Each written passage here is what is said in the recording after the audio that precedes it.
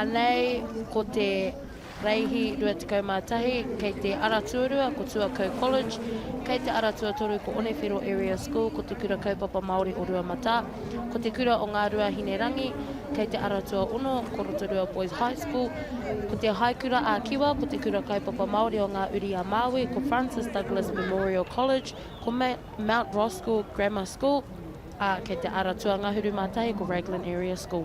Kua tū te haki pango me te haki whero e hoa mā. Tāri ana te wā, kia whakahoki kōmuri ngā waka.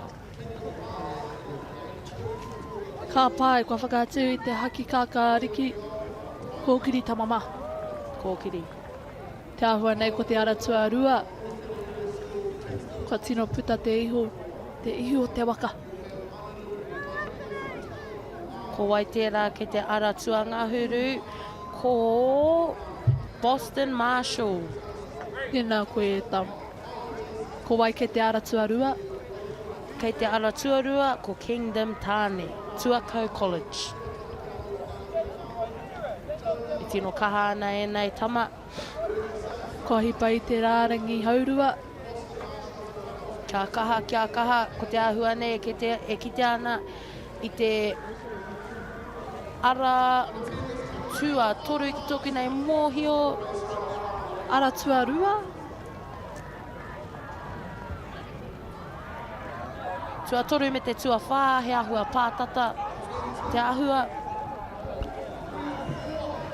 He tino pātata tēnei ko te aratua toru me te aratua whā. Te ahua nei ko te aratua toru. Rā, ko wai tērā, ko Tyler Whalepeau. Tēnā koe. Cheer. Ka pai tama.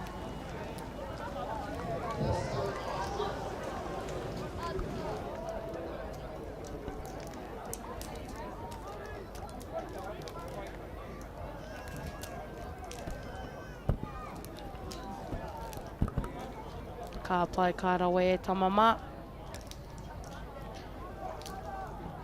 Tino rawe ngā reihi, te reihi rānei. I tēnei rā. Ka pai ki a koe te aratua toru, ara ko Tyler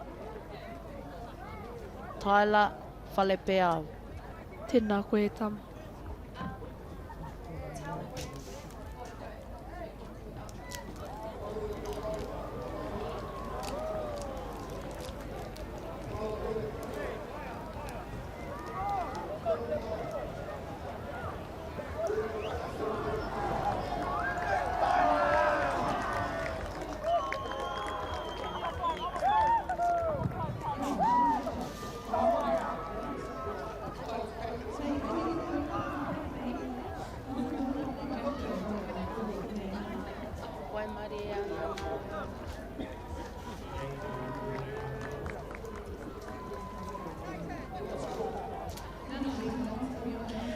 Ka pai e te whānau, kua tai te wā kia hoki māo ko wairua toa ki te kura, ki te ako, e tino mihi ana ki ngā reihi i kōrero tia māua i te rānei. E tino mihi ana ki ngā kaihoe anō hoki. Hei te wā, tārea te wā, tērā pā, ka ki te koutou i a māua anō, i runga i tēnei whakaaturanga. Kia ora. Kia ora rā tātou e te iwi, ka ki te.